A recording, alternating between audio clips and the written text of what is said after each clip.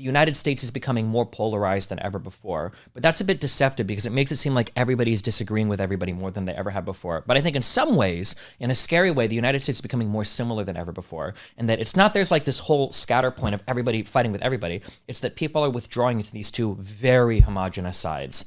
To where like the left and the right are like lockstep with each other on certain issues, and they're pulling away from each other faster and faster. Really? Yeah. That's so like interesting.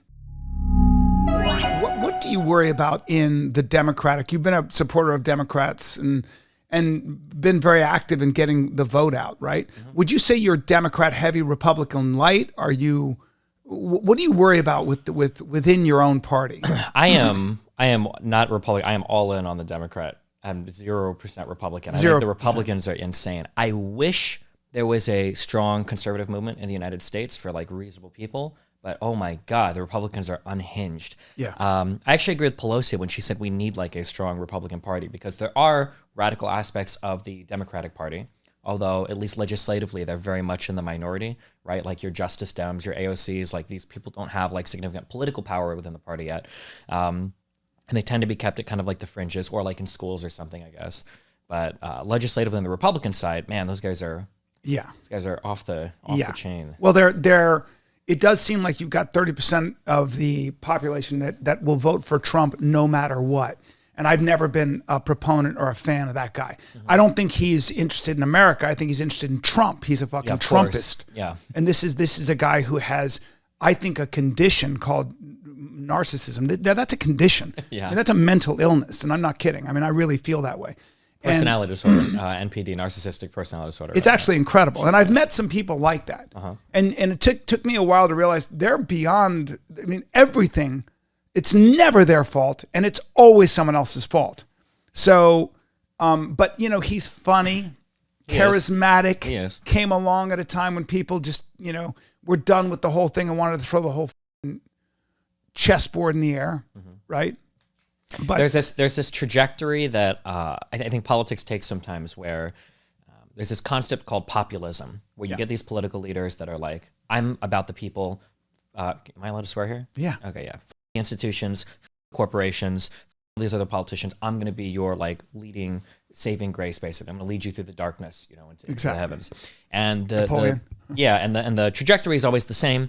Sometimes they'll get elected if there's enough like mistrust of the institutions, and then they get elected, they have all their promises, they do basically nothing because they don't know how to function within the system, none of their ideas were realistic, probably not even good to begin with, and then they do nothing and then they just basically drop off. And I think that's kind of what we've seen for like the 6-year kind of like cycle that Trump has taken. Yes. Where he came in, he got his tax cut thing done, and then that was it.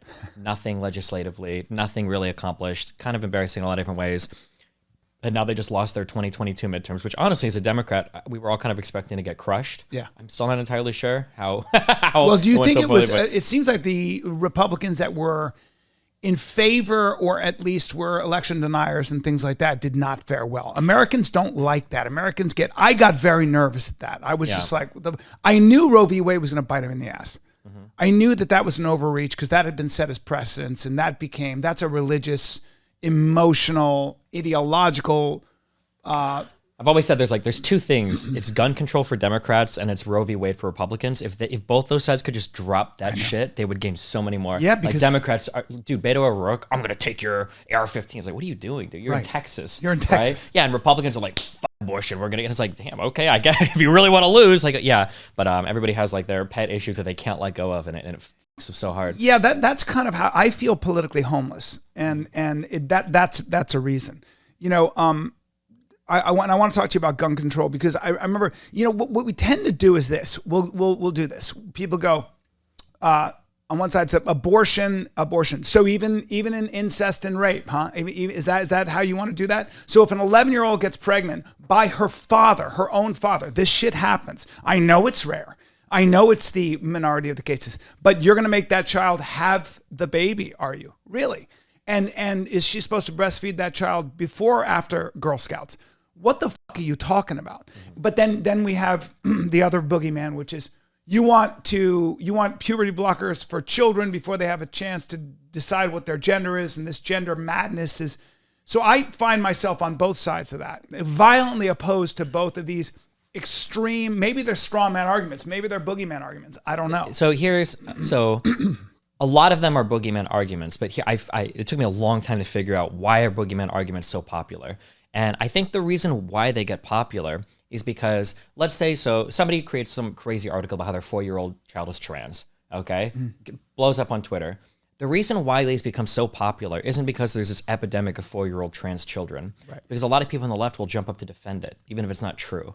And I think that's where the boogeyman comes from. Because, like, I think there are certain stories where somebody should be like, do you think a kid can be trans at 4-year-olds? If somebody were asking that, he's like, no, I don't think so. That's ridiculous. And then you move on to the next thing. Yeah. But when people are like, well, maybe they could be, there's a lot of stuff that children, are dealing with at 4 years old. And it's like, okay, well, when a bunch of people jump up to defend something, even if it's just a one-off story, the fact that you have so many people willing to defend it, that's enough cause for concern. And I can empathize with the cause for concern there.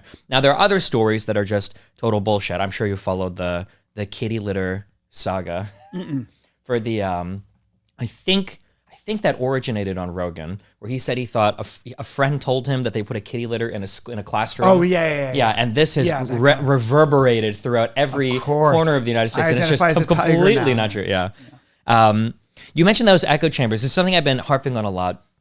And deceptively, the United States is becoming more polarized than ever before. But that's a bit deceptive because it makes it seem like everybody's disagreeing with everybody more than they ever have before. But I think in some ways, in a scary way, the United States is becoming more similar than ever before. And that it's not there's like this whole scatter point of everybody fighting with everybody. It's that people are withdrawing into these two very homogenous sides.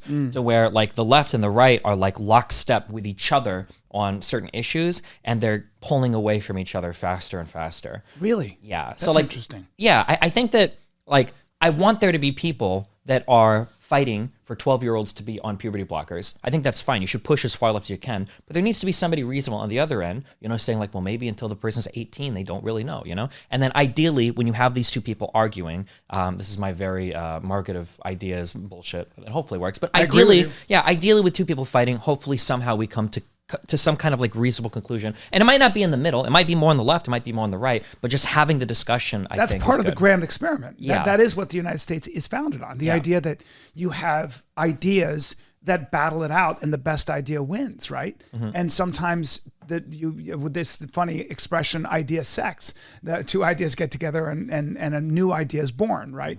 But that is how we move forward. I think that a bicameral legislature is exactly what the founding fathers wanted, because not only does it slow the process down, but it also ensures that we do have an intelligent voice on the left and on the right. Oh, ideally. Yeah, ideally, yeah. Ideally, right?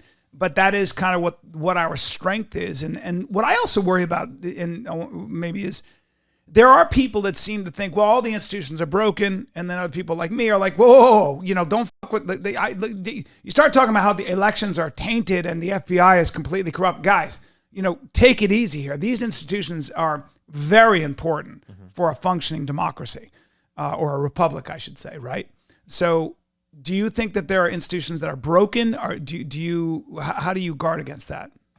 So backing up for 1 second, an institution has to exist because necessarily there are like these third-party bodies that we have to entrust to do things, because we live in a really complicated world. I don't have time to vet all of the electrical wiring in my house. I don't have time to make sure that when I turn the key on my car, the engine's not going to fucking explode. At some point, I've got to say, okay, there's a third-party body. I'm going to trust you to make sure everything's running okay. Right. So institutions are like a necessary part of any functioning, like sufficiently complicated society. Unless you want to go and like pick berries in the woods, you kind of have to have them. Right.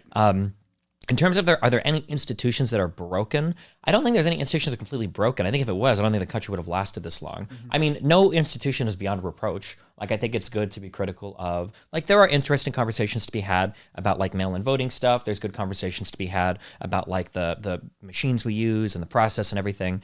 But the issue is that we don't have any good conversations about any of these topics ever. Right. Because people get fucking insane. They do. On both sides about Look at some COVID. of the things. COVID was an example, right? Sure. It came from a lab, okay, or it came from a wet market. Well, then you're on the left, I'm over here on the right. Masks work, masks don't work. Vaccines work, vaccines kill you. Vaccines have major side effects and they're widespread.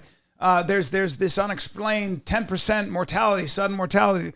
We can, it's almost like I'm getting to a point where I can finish people's sentences. Yeah, of course. Right? Yeah, you can write the whole fucking script. Yeah. Yeah. And I only need like 2 or 3 like sentences, and it was like, okay, you're about to tell me about this and that, and we're gonna go down this street. Yeah. Right. And then I hear a guy like you, and I go, I just kind of hear a guy who seems to be very responsive to evidence. Yeah, but it just sucks because, so like for COVID in particular, okay, so this is the interesting conversation around vaccines in my opinion, what is the threshold for how dangerous a disease has to be before we mandate a vaccination for society, before we start like cutting people out of work and stuff. That's a really interesting conversation. If let's say COVID had a 0% mortality rate and a 0% hospitalization rate, right? It was just a cold, nobody went to the hospital, right? Probably wouldn't be mandating we probably wouldn't be mandating anything, I would imagine, right? But on the flip side, let's say COVID had a 50% serious hospitalization rate. Even conservatives would probably say like, okay, yeah, I think we probably need to tell everybody to get vaccinated because half your voter base is going to die if you're a conservative and they're all old, right? But the problem is you've got people that will dogmatically stick to these positions. Conservatives say, my body, my choice. Like, no one cares about your body. It's because it's an infectious fucking disease, okay? It's not your body, your choice, okay? Yeah. So conservatives will stick out these positions. Will say, you should never be able to mandate anything. Bullshit. If this was a disease that infected and murdered like children at a 95% rate, you'd be vaccinating people yourself. Look at polio. Yeah, sure. Yeah, exactly. Yeah, when you get images of kids dying and shit. Dude, yeah. I have children. So if their polio, if there was a disease like polio that was crippling children, get the fucking vaccine. Right? Absolutely. But then on the flip side of that, I can understand because I've got a child too. And when you see, I've got a son, an 11-year-old son, and everybody's saying like, people, young men getting vaccinations, myocarditis, they're getting killed and blah, blah, blah. Like I can understand why some people are like, oh shit, okay, well, I don't know if I want to do this or not. And realistically, it's like 3 kids have died in the United States from COVID, right? The actual number is a bit higher, but it's very, very, very rare. Very small. But that's the conversation that I want to see people having, right? Yeah. Like, let's fight over this. Not like does the fucking mRNA vaccine change your DNA and cause you to mutate into like a Bill Gates sycophant, or like not does like should we all be eating hydroxychloroquine and ivermectin because the pharmaceuticals are compromised, and not like all this other like wild shit. Like masks do absolutely not. Like, have you seen somebody sneeze with a mask on and a mask off? Like obviously they do something, right? Now is a mask going to be the 100% saving grace of everything? No, probably not. Right. But every little bit. But there's a reason. Like my buddy who's a doctor said, there's a reason I wear a mask when I come into the office. Sure, like, yes, they don't, on a plane, I understand, but there is, doctors wear masks when they operate on you, when they come talk to you, whatever it is, they have masks on because we know that at the end of the day, I hate masks. I fucking hate them, but I'm just saying. They're even worse with facial hair. Yeah, I agree. Yeah, I mean, I hate them. They're claustrophobic on the plane, but I understand that the medical establishment that already wears masks were, what did you think of Fauci? Like, well, Fauci's been demonized, and then, now he's a hero on the other side. So what do you think about, is he just an incredibly cautious person? I think for the most part, he's pretty cautious. Usually when people try to like pin him on really irresponsible statements, usually when I go and look up the full context, usually it's not that bad. Yeah. Or it's not bad at all. I guess I'm sympathetic because I've been streaming for 12 years. I might have more live content than any other individual on the internet. Oh, dude, it's so easy to fuck up. Yeah, it's and so like, easy. dude, yeah, if you want to clip like 1 or 2, and I've lived this where people take like a 30-second statement of me, and it's like, okay, well, I don't do 30-second statements. Okay, I do 2-hour videos. Okay, I don't know what the fuck you're quoting me there. That's not my statement. That's somebody else's content at that point. Yes, but it clicks. It's good for clicking. Yeah, of course. Yeah. Dude, I'm 55. I know better. I read Carrie Lake. Okay. Carrie Lake in Arizona. I liked the way she spoke to CNN. She had a clarity. She was very fucking she was giving it to people who were on the media that were being unfair and biased to the left. I didn't do any research, and I was like, I like her. I like her. Then I find out she was a Democrat. Then she was a Buddhist. Now she's a Christian. Then I find out she was an election denier, but without really any evidence. And I'm just like, what the fuck is going on here? I listened to a really intelligent podcast, Commentary Magazine podcast, and they're I guess right of center, but they're very fair and they're very, very responsive to evidence. They have their liabilities like everything else, but they were just going in on who Carrie Lake was, and I was like, wow, I am a fucking sucker, man. Sure. And I know better. I know better than that. There's a lot of information out there though. It's hard to vet. I would get in trouble for like retweeting somebody, and then somebody would DM me like, that person's a Nazi, right? I'm like, fuck, I don't know, dude. It was a funny fucking tweet. I didn't fucking know. I don't know. Like, okay. Yeah. Well, and the struggle continues, right? The struggle continues, and I always feel like if there were more people like yourself who, you feel very intellectually honest. Well, yeah, but the problem is that statement is recurring. Everybody feels that way. Right? No, but you are. Well, I hope so. Yeah. Yeah. Well, you might just be saying that because you agree with me, though. Who knows, right? I just liked you. I Sure. just thought this guy's probably got views I disagree with. He's a social democrat, but I could learn from him, and he's an intelligent guy. And again, I can tell when somebody's just honest. Because, it's not fun to debate. It's not fun to be like, you're full of shit. It is fun, but it's also like, sometimes it's like, it can be a contentious thing. And it's kind of like, because these things matter. If the marketplace of ideas matter, when the wrong idea gains traction, people die sometimes, right? So, I guess, so what do you worry about in terms of the Democrats? What is the overreach on that side? Legislatively, I think it's okay. My biggest concern when it comes to the left has to do with like school-related stuff right now. That's generally what I'm concerned about. Because legislatively, like the radical wing of the party just doesn't really have much say or much power. Like, I'm okay with pushes into like green energy. I think we should be leading the world in that. I'm okay with like expanded like welfare for certain types of people, like the child tax credit and everything. I think I'm okay with that. Most of the issues that I have with are how like far left people conduct themselves in college campuses, and then Yeah, what about that? It's kind of cringe. What do we do about that shit? I mean, because talk about a purified echo chamber. It's like one of those things. There's like a million things. Like, how do you make it so a child doesn't commit crime? It's like, well, they need good school, they need good parents, they need good health, they need a good neighbor, right? I think the big one. So, going very, very, very, very, very, very, very fundamental. And I understand where this comes from as a parent, and I even struggle with this sometimes. You want your child to be set up to succeed as well as possible, and adversity sucks. You don't want people to like struggle. It feels bad watching somebody struggle. Right. Like, it's not a good feeling, but it's probably a necessary part of like growth and the human experience. And I think we've kind of tricked ourselves over the past 10, 15, 20 years that like all adversity is bad, that any type of opposition is bad, any type of friction is bad. So life needs to be as frictionless and as non-controversial and non-oppositional as possible. Yeah. And you get these schools where it's like, college is, in my opinion, it should be like Hogwarts. It's like a magical place where you can find really fucked up shit, but you're in school, so you're in the best environment to deal with it. And, if a Nazi wants to give a speech on campus, you can go back to class afterwards to your poli-sci teachers and you have a conversation about what they said. And that's like the last place in life where you can truly be challenged and have an ability to go through those ideas. Right. It's not going to happen in the fucking workplace, right? Once you leave college, that part of your life, that chapter is closed and you're done with that forever. Right. So the idea of making college this seamless place where you're no longer challenged ideologically is, in my opinion, like one of the most damaging things you can do to a kid going through college. Agreed 100%. I heard a Princeton professor said, I try to teach my kids not what to think, but how to think. And that is kind of what college is there for. And you need to be exposed to disturbing thoughts or thoughts that grate against your biases. Yeah, and that is that changing, do you think? You're young, so you're on this. Is there I feel like my daughter at 14 is aware of she might be different because she's just got an active mind, but she's very aware of the nuances.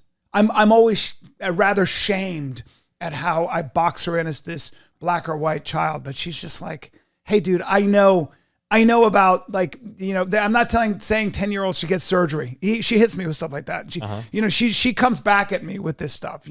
Twitter's a toxic place, Dad. None of my friends are on it. I get that. And I'm like, this is fucking great. Yeah. So do you? Well, that's good because at 11 years old, my kid is asking me like, Dad, what do you think about Andrew Tate? I'm like, oh, he's a boy. Oh God, yeah. Yeah. I got a boy I'm like, too. Nathan, go back to Fortnite. Okay, let's not. What do you think? What do you think of Andrew Tate? I mean, have you actually?